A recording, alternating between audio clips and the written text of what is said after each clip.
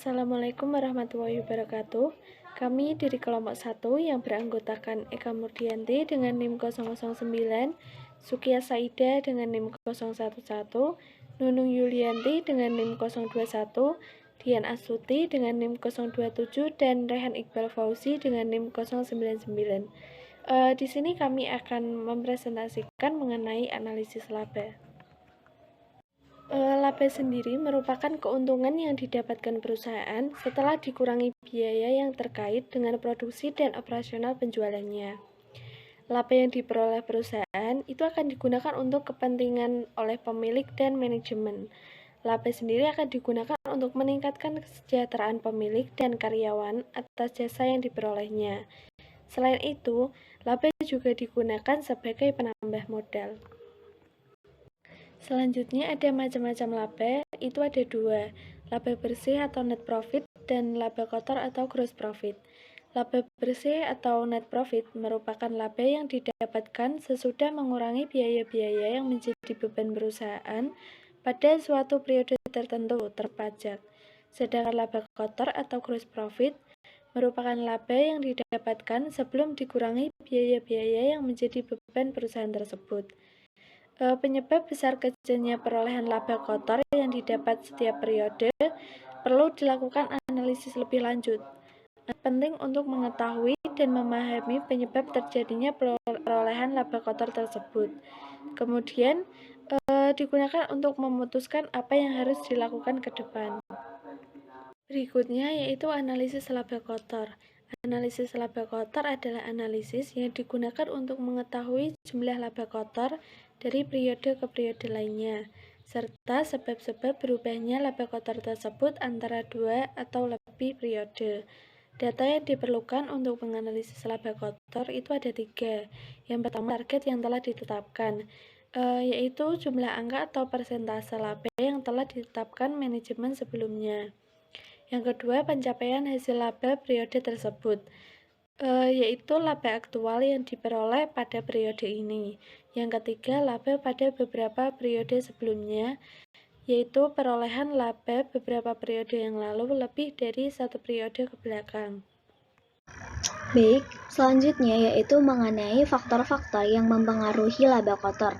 Dalam praktiknya, perolehan laba perusahaan tiap periode itu tidak sama atau selalu berbeda-beda. Nah, artinya laba yang diperoleh dari periode ke periode itu berubah. Perbedaan ini tentunya disebabkan oleh berbagai faktor, baik itu dari dalam perusahaan maupun dari kondisi luar perusahaan. Nah, dalam praktiknya perubahan yang terjadi pada laba kotor itu disebabkan oleh dua faktor. Yang pertama yaitu faktor penjualan dan yang kedua yaitu faktor harga pokok penjualan. Baik, faktor yang pertama yaitu tadi faktor penjualan.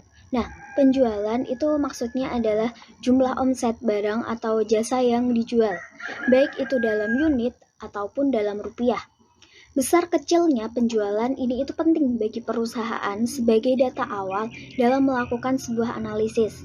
Sementara penjualan itu dipengaruhi oleh faktor harga jual dan juga faktor jumlah barang yang dijual. Baik, selanjutnya yaitu faktor harga pokok penjualan. Harga pokok penjualan adalah harga barang atau jasa sebagai bahan baku atau jasa untuk membeli barang dengan ditambah biaya-biaya yang berkaitan dengan harga pokok penjualan tersebut.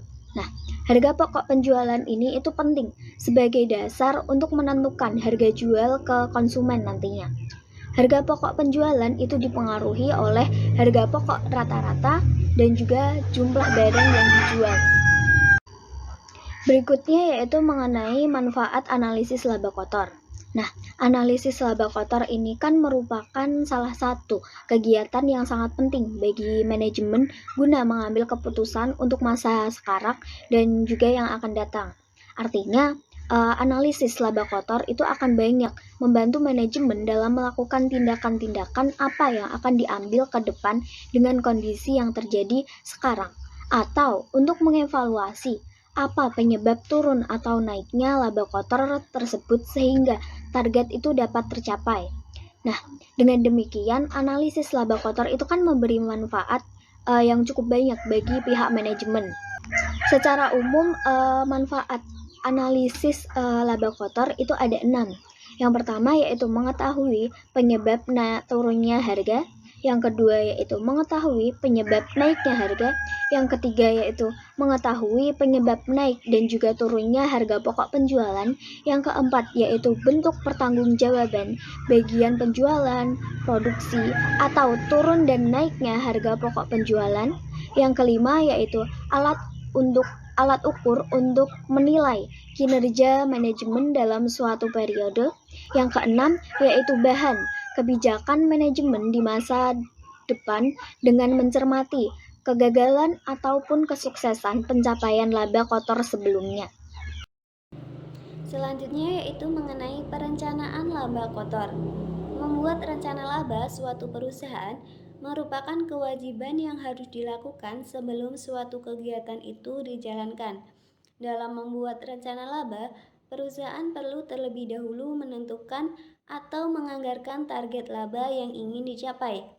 Perencanaan laba kotor dilakukan untuk mengetahui berapa besar keuntungan yang telah dihasilkan oleh suatu bisnis.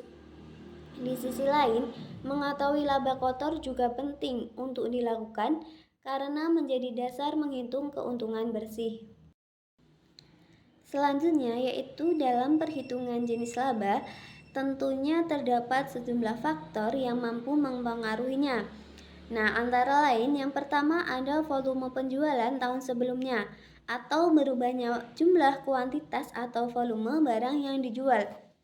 Artinya, perubahan jumlah barang yang dijual dari jumlah yang dianggarkan dengan jumlah periode sebelumnya itu sama, seperti harga jual perubahan jumlah barang yang dijual. Misalnya, dari jumlah yang ditargetkan itu terjual 1000 unit, namun hanya terjual 900 unit, atau sebaliknya, naik menjadi 1100 unit, jelas akan mengakibatkan perubahan peroleh dari nilai jual tersebut. Nah, faktor yang kedua yaitu harga jual periode sebelumnya atau berubahnya harga jual. Artinya, berubahnya harga jual yang dianggarkan dengan harga jual pada periode sebelumnya. Misalnya, harga jual yang diterapkan sebelumnya yaitu 100.000 per unit, kemudian dinaikkan menjadi 110.000 per unit atau sebaliknya karena berbagai sebab harga jual justru diturunkan. Nah, perubahan ini jelas akan berdampak terdapat perolehan dari nilai jual tersebut. Nah, selanjutnya adalah faktor yang ketiga yaitu kecenderungan permintaan terhadap produk yang ditawarkan dari tahun ke tahun. Dan yang keempat adalah kondisi persaingan baik lokal atau internasional. Nah, dalam praktiknya, banyak sebab yang mempengaruhi tingkat jualan dan harga pokok penjualan sehingga mempengaruhi perolehan laba kotor dalam periode yang bersangkutan. Sebagai contoh, perubahan harga jual yang tinggi akan mengakibatkan kemungkinan turunnya jumlah barang yang dijual atau sebaliknya.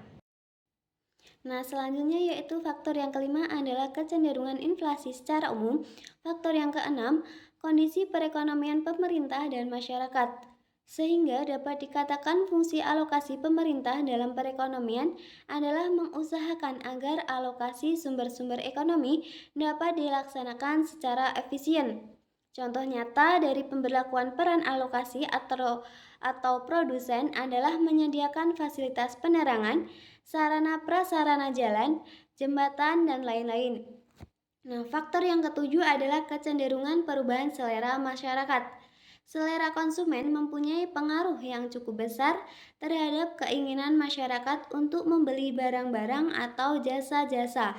Contohnya, pada masa-masa tertentu, orang lebih suka terhadap barang konsumsi yang bersifat instan atau siap saji, sehingga demand terhadap barang tersebut akan bertambah. Nah, faktor yang terakhir adalah budget promosi yang harus dianggarkan.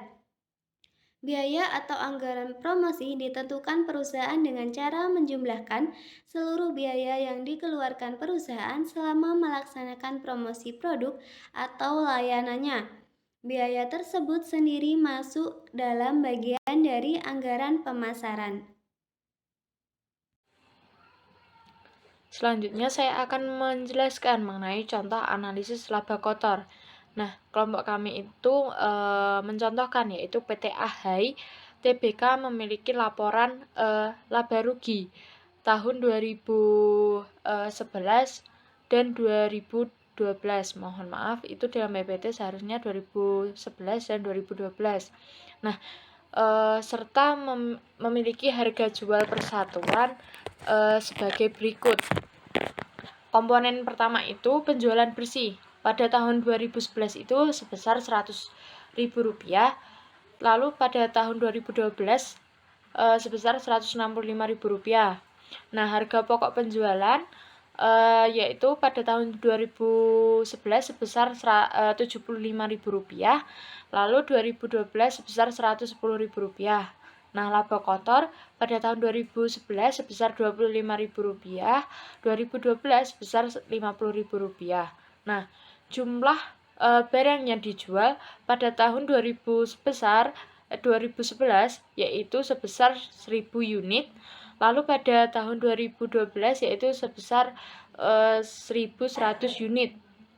Nah, untuk harga persatuannya pada tahun 2011 itu yaitu Rp100, sedangkan pada tahun 2012 yaitu Rp150. Nah, harga pokok persatuannya itu untuk tahun 2011 yaitu Rp75, untuk tahun 2012 menjadi Rp100. Nah, dari data yang tadi itu dapat disimpulkan yang pertama, terjadi peningkatan penjualan sebesar Rp65.000, yaitu dari tahun 2011 yakni sebesar Rp100.000 meningkat menjadi Rp165.000 di tahun 2012. Yang kedua, harga pokok penjualan meningkat sebesar Rp35.000, yakni itu pada tahun 2011 sebesar Rp75.000, lalu meningkat di tahun 2012 menjadi Rp1.000. Yang ketiga, laba kotor meningkat sebesar 100%. Tahun 2011 sebesar Rp25.000, tahun 2012 menjadi Rp50.000. Yang keempat, jumlah barang yang dijual meningkat sebesar 100 unit. Nah, pada tahun 2011 kan sebesar 1.000 unit. Nah, meningkat di tahun 2012 menjadi 1.100 unit. Yang kelima, harga persatuan meningkat sebesar 50 dari 2011 sebesar 100, meningkat di tahun 2012 menjadi 150. Yang keenam, harga pokok persatuan meningkat sebesar 25, yakni pada tahun 2011 sebesar 75, meningkat di tahun 2012 menjadi Rp100.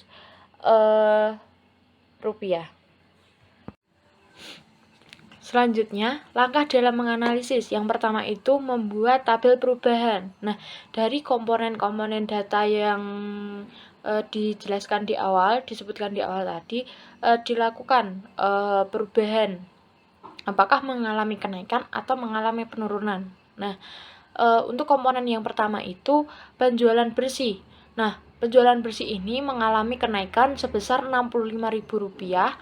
Nah, kenaikan ini dapat dilihat dari Rp165.000 yaitu pada tahun 2012 dikurangi Rp100.000 di tahun 2011 menghasilkan Rp65.000. Nah, untuk harga pokok penjualan mengalami kenaikan sebesar Rp35.000. Nah, kenaikan ini dapat dilihat pada tahun 2012 itu sebesar Rp110.000. Nah, 2011 itu sebesar Rp75.000. Nah, tahun 2012 dikurangi 2011 menghasilkan kenaikan sebesar Rp35.000. Nah, lalu laba kotor. Nah, laba kotor ini mengalami kenaikan sebesar Rp30.000. Kenaikan ini dapat dilihat atau dapat dikurangkan dari tahun 2012 dikurangi 2011 yaitu sebesar Rp50.000 dikurangi Rp25.000 menghasilkan kenaikan sebesar Rp30.000. Jumlah barang yang dijual. Nah, tahun 2011 barang yang dijual kan 1000, lalu 2012 barang yang dijual itu 1100 unit. Nah, mengalami kenaikan sebesar 100 unit. Lalu harga persatuan. Nah, harga persatuan ini mengalami kenaikan sebesar 50. Nah, pada tahun 2011 kan 100 rupiah. Nah, tahun 2012 menjadi 150, maka mengalami kenaikan sebesar 50. Nah, harga pokok persatuan juga mengalami kenaikan sebesar 25. Nah, 25 ini dari 2011 kan besarnya 75.000. Rp75. Nah, mengalami kenaikan di tahun 2012 menjadi 100 rupiah, sehingga mengalami kenaikan sebesar Rp25. Mohon maaf, ada ralat. Pada PPT itu yang laba kotor seharusnya mengalami kenaikan sebesar 25. Lanjut saja ke slide yang ke-14, yaitu tentang menganalisis sebab-sebab perubahan, yaitu menghitung perubahan laba kotor yang disebabkan oleh faktor penjualan atau faktor harga jual maupun faktor kuantitas penjualan. Yang pertama yaitu perubahan harga jual H2 kurung buka P2 dikurangi P1 kurung tutup sama dengan 1100 kurung buka 150 kurangi 100 kurung tutup sama dengan 55.000. Yang kedua, pada perubahan kuantitas penjualan yaitu P1 H2 dikurangi H1 sama dengan 100 di kurung buka yaitu 1100 dikurangi 1000 sama dengan 10.000, dimana H1 sama dengan jumlah atau volume produk sebelum atau yang diselenggarakan, H2 sama dengan jumlah atau volume produk sekarang atau yang sesungguhnya. Yang P1 sama dengan harga jual sebelum atau yang dianggar, P2 harga jual sekarang atau yang sesungguhnya. Lanjut yang ke-15, slide yang ke-15 yaitu menghitung perubahan laba kotor yang disebabkan oleh perubahan harga pokok per unit maupun kuantitas. Yang pertama ada perubahan harga pokok per unit H2. HPP 2 dikurangi HPP 1 sama dengan 1100 dikurangi 100 dikurangi 75 dalam kurung sama dengan 27.500. Yang kedua yaitu perubahan kuantitas penjualan HPP 1 H2 dikurangi H1 di dalam kurung sama dengan 75 dalam kurung 11.000 dikurangi 1000 sama dengan 7.500. Yang H1 sama dengan jumlah atau volume produk sebelum atau yang dianggarkan, H2 jumlah volume atau produk sekarang atau yang sesungguhnya.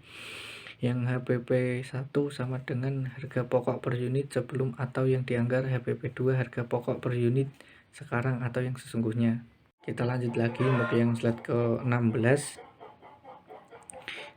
Yang ketiga, membuat laporan laba rugi. Yang pertama ada kenaikan penjualan diakibatkan adanya kenaikan harga jual 5.500 masuk ke debit, kenaikan kuantitas penjualan masuk ke kredit 10.000, jumlahnya sama dengan 65.000. Yang kedua ada kenaikan harga pokok penjualan diakibatkan yang kenaikan harga pokok per unit itu 27.500 masuk ke debit, kenaikan kuantitas harga pokok masuk ke kredit 7.500, jumlahnya 35.000. Yang kenaikan laba kotor itu 30.000. Maaf jika presentasi kurang sempurna, karena yang sempurna hanyalah kita yang dulu pernah bersama. Terima kasih. Wassalamualaikum warahmatullahi wabarakatuh.